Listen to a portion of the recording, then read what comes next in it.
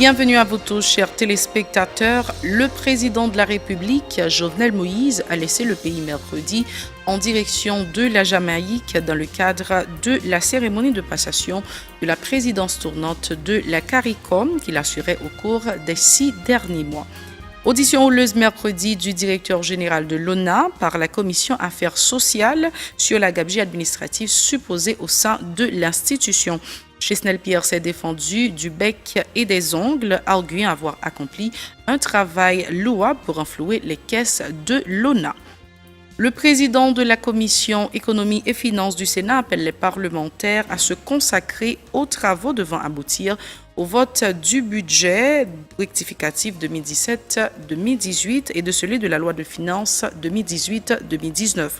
Jean-Rigaud Bélizaire en a profité pour présenter mardi aux sénateurs son rapport sur le projet de loi relatif au bail à usage professionnel en prévention des litiges entre locataires et propriétaires.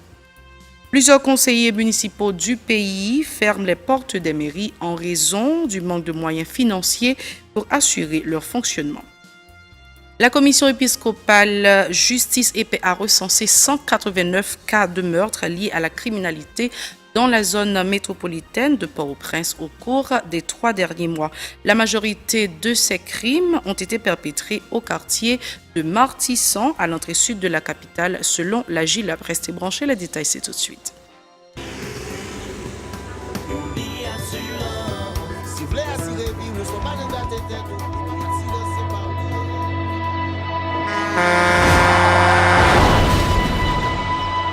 En général, moun pa reme pran assurance. Yo considéré que son l'argent rejeté. Et pourtant, l'argent assurance te doué dans budget ou à côté l'argent kay ak l'argent manger. Li la pour les deux traverser un mauvais pas. Gardez tout à côté ou. Ouais comment gros problème qu'on entre sur moun sans attendre. Mandez Dieu pardon, ça qu'arrive au tout. Une assurance dit ou précaution pas capon. Les malheurs arrivés, les faux amis flair à saison a fait comme si on pas de jambe connaît ou. Une assurance après rétaver ou pour le dire continuer vivre la vie ou quitter ce course là nan men nous. Une assurance. Vivez en toute assurance. Bienvenue au développement de ce journal. Le président de la République, Jovenel Moïse, a laissé le pays mercredi à destination de Montego Bay, en Jamaïque, en vue de participer à la 39e réunion ordinaire de la conférence des chefs d'État et de gouvernement de la communauté caribéenne CARICOM, qui se tiendra du 4 au 6 juillet en cours. Le chef de l'État, président sortant de la conférence et dont le mandat est arrivé à terme le 30 juin dernier, passera la main au Premier ministre jamaïcain Andrew Aounès, qui occupe depuis le 1er juillet écoulé la présidence de la CARICOM jusqu'au 31 décembre prochain. La 39e réunion ordinaire de la conférence se déroulera dans un contexte spécial pour la région en général et en particulier pour la CARICOM en raison de l'extrême vulnérabilité de la Caraïbe aux catastrophes naturelles et son exposition aux effets néfastes des changements climatiques, selon un communiqué de la présidence haïtienne précisant que le chef de l'État regagnera Port-au-Prince le 5 juillet.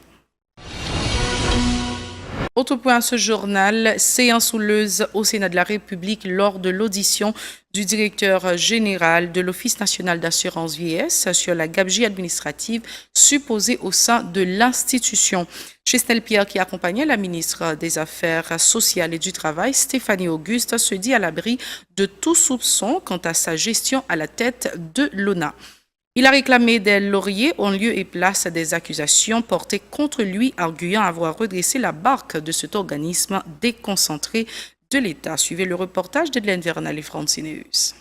Le motif gabegie administrative reproché à l'ONA dans la correspondance acheminée à la ministre des Affaires sociales et du Travail pour l'inviter à répondre aux questions de la Commission Affaires sociales du Sénat a suscité la colère de certains sénateurs assistant à la rencontre. À l'annonce des premiers faits reprochés au DG de l'ONA, le sénateur Yuri Latortue intervient pour demander à son collègue Jean-Renel Senatus, vice-président de la commission Affaires sociales, de soumettre des preuves pour justifier sa position. L'interaction qui suit est houleuse. Vous me questionnez après. Non. Maintenant, j'expose. Non, si j'expose. Non, j'expose. Président. Non, j'expose. Je ne suis pas à votre tribunal. Président, une motion. Je ne suis pas à votre tribunal. Président.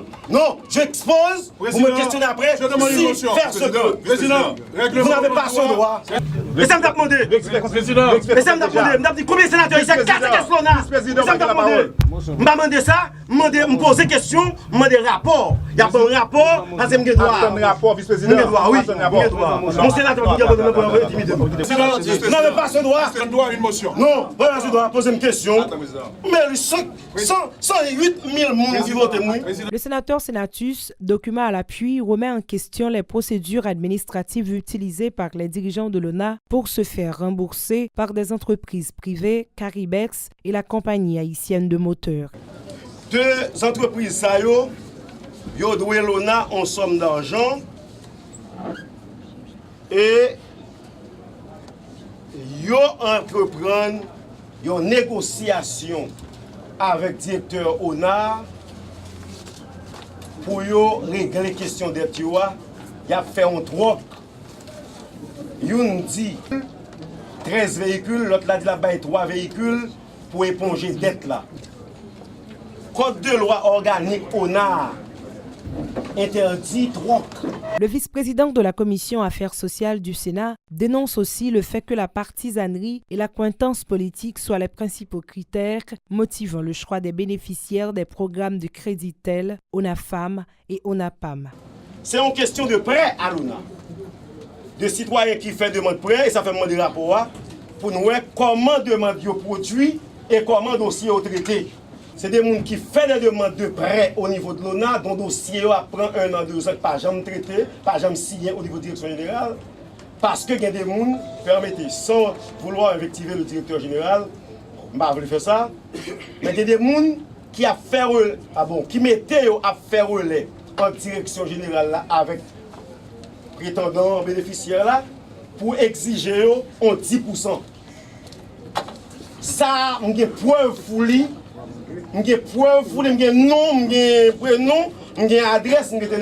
DG de l'Office national d'assurance vieillesse évoque à son tour des preuves sans toutefois les montrer pour justifier des méthodes utilisées par l'ONA pour se faire rembourser. Les véhicules que nous avons récupérés ont été mis au service de l'institution, a avancé chez Snell Pierre. L'ONA, comme grosse institution, t'as besoin en véhicule, eh bien, il est capable de payer d'être là en 2 façons. Service juridique préparé un protocole d'accord à partir du nombre de véhicules que nous-mêmes nous identifions notre besoin et que nous faisons protocole d'accord pour la différence. Et que non seulement nous mettons un protocole d'accord là, là nous finissons entrer comme là, sénateur. Il faut que nous passions écriture dans le service réseau pour mettre tout ouvrier ça à point. Et comme condition, là on fait payer. C'est pour tout ouvrier ça, yo paye actuellement ma pas la voilà, compagnie haïtienne de moteurs et Caribex paye régulièrement pour la quantité. À la fin des débats qui ont duré plus de 3 heures d'horloge, le sénateur Senatus a sollicité l'ouverture d'une enquête sur les différents prêts accordés par l'ONA, une demande approuvée par certains de ses pairs présents. Le bureau du Sénat de la République a remis mardi à la Commission Finances le projet de budget 2018-2019 et le projet de loi de finances rectificative 2017-2018 lors d'une séance plénière. Le président du Sénat, Joseph Lambert, a appelé les commissaires à s'atteler à la tâche en vue de doter le pays d'un budget rectifié et de celui pour le prochain exercice qui débutera à partir du 1er octobre. De son côté, le président de la dite commission, Jean-Rigaud Bélizaire, en a profité pour appeler les parlementaires à prendre part activement aux travaux devant aboutir au rapport et au vote des 2 documents. Ces déclarations. C'est vrai, toute loi a intéressé tous collègues sénateurs, mais nous connaissons en ce qui a été la question des budgets, et bien demander en célérité. Ça me demande tous collègues commission pour nous faire un sacrifice. Même là, nous connaissons l'autre préoccupation pour que nous soyons beaucoup plus présents, pour que de manière rapide, nous soyons capables de finaliser la question. Et deuxième chose, nous avons demandé tous les collègues qui sont dans la commission, puisque nous connaissons la question budget intéressée nous toutes, pour que Yota fait preuve de présence, pour que ce n'est pas le niveau en phase finalisation et que c'est ça chaque collègue a vu et mettre préoccupation. La Banque interaméricaine de développement, dans le cadre de son programme baptisé Mercredi de réflexion, a reçu des fournisseurs d'énergie électrique afin de partager leurs expériences dans ce domaine. Une initiative qui devra faciliter l'accès à l'électricité dans le pays via des réseaux autonomes. Le directeur général de la coopérative électrique et de l'arrondissement des Coteaux dans le sud, Rito Tilus, et le directeur général de la Sigora Haïti, Leslie Vaval, ont salué le projet. Leurs propos sont recueillis par Jean-Maxon Dorsey et Eric Garnoël. C'est pour moi dans mercredi de réflexion, donc pour nous capable présenter ce qui ça qu'on a fait donc à travers le pays, surtout dans le domaine énergétique. Un impact positif qui fait dans le secteur parce que déjà nous avons 4 ans depuis nous exister. Donc nous avons fait service nous dans la communauté donc avec l'électricité que nous avons dans l'arrondissement, protocole rapidement roche à bateau. Donc, nous avons des nouvelles entreprises qui finissent dans la communauté. Donc, non seulement ça, donc l'MTF qui vit dans la zone ça, donc élève l'école de condomine, très très bonheur. Right? Donc, mais qu'on y a à partir de l'initiative ça, et les 11h, les minuit, les 1h, donc étudiants, élèves ont été là dans la communauté, donc ils ont étudié, donc ça permet à ce qu'ils soient capables de plus de résultats. L'expérience que nous jugeons très, très positive, puisque la population réagit très bien à l'énergie que nous fournissons. Et un aspect que je remets en plus, c'est l'aspect PPE. C'est-à-dire que je mets l'argent, c'est même avec le téléphone, on met l'argent, on parler, nous-mêmes nous mettons l'argent, on gagne courant.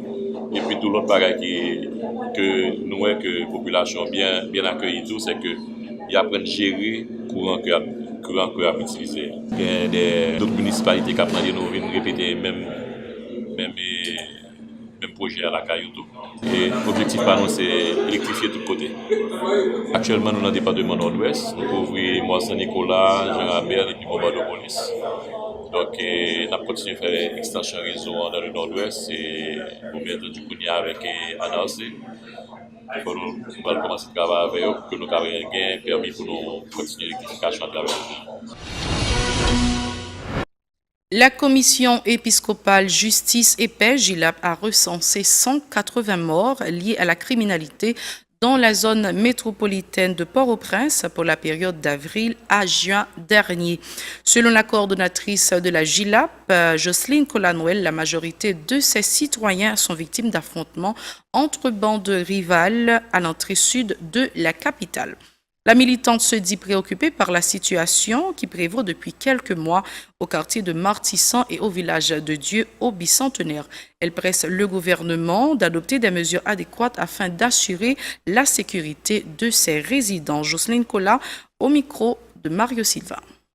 Ce mois avril, arrivé mois juin, donc nous avons assez 189 personnes qui mourent avec violence et criminalité. 78 pour avril, parmi les 50 là de Montréal, et 53 dans le Montario, c'est dans la commune de Port-au-Prince. Pour moi, nous avons collecté 50 cas, parmi les 42 qui mourent à Val et 43 là-dedans, c'est dans Port-au-Prince. Pour mois juin, nous avons ramassé 53 cas, parmi les 49 et c'est à Val et puis 40 là-dedans.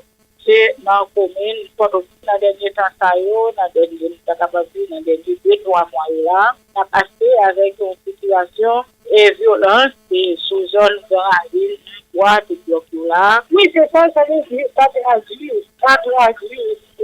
une efficacité, une manque d'efficacité dans les planifications stratégiques, mais ça traduit tout, un problème politique, entente avec et autorités qui impliquent dans la question de planification et sécurité de la PGA et ça traduit influence et la capacité politicienne et qui gère la question ça et qui fait que jusqu'à maintenant, ça capable de gérer des solutions et solutions à facturer. Le secrétaire général adjoint aux affaires humanitaires des Nations Unies en Haïti, Mark Lowcock, a clôturé mercredi une visite de 2 jours en vue de contribuer au renforcement des capacités du gouvernement à faire face à la saison cyclonique. Le diplomate qui a mis l'accent sur la vulnérabilité du pays par rapport aux catastrophes naturelles a déclaré avoir rencontré les instances concernées sur les mesures efficientes à adopter pour faire face aux situations d'urgence. Écoutons-le au micro de Nancy Constant, Eric Garnoël. And I wanted to come here because Haiti, of course, remains very vulnerable to natural disasters, to earthquakes, to floods, and especially to hurricanes. Et je voulais venir en Haïti parce que Haïti est particulièrement vulnérable aux désastres naturels, les inondations, les glissements de terrain, les cyclones, etc. Et nous sommes entrés dans la saison cyclonique et selon les pronostics des experts, il y a 70% de chances qu'il y ait des cyclones majeurs durant cette saison cyclonique. Et selon les prédictions, il y aurait peut-être des cyclones avec des vents dépassant 100 000 par heure et qui vont naturellement causer énormément de désastres économiques et malheureusement d'énormes pertes en vie. Alors je voulais venir en Haïti personnellement afin de me rendre compte de comment Haïti se préparait aux risques potentiels et ce que les Nations Unies voudraient faire sous bien entendu le leadership du gouvernement haïtien, c'est d'aider à se préparer pour cette saison cyclonique, tant au niveau gouvernemental qu'au niveau municipal, afin de voir comment on peut renforcer nos efforts. So I had a very good day yesterday going up to Ouanamante and to Fort Liberté and to meeting some of the local level responders, both from the government institutions like the DPC and also from the civil society organizations who play a really crucial role in every country as the first responders. Et hier, j'ai eu une très bonne journée. Je me suis rendue à Ouanamante et ensuite à Fort Liberté. Et j'ai eu l'opportunité de rencontrer les représentants, les autorités locales, ainsi que des gens de la société civile. Et nous savons que dans tous les pays, les efforts sont menés de manière conjointe entre les autorités et les acteurs de la société civile.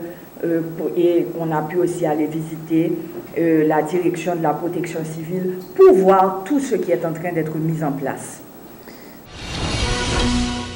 Le processus de correction des examens du baccalauréat de 2018 a débuté mercredi, a annoncé le directeur du Bureau national des examens d'État, Renan Michel.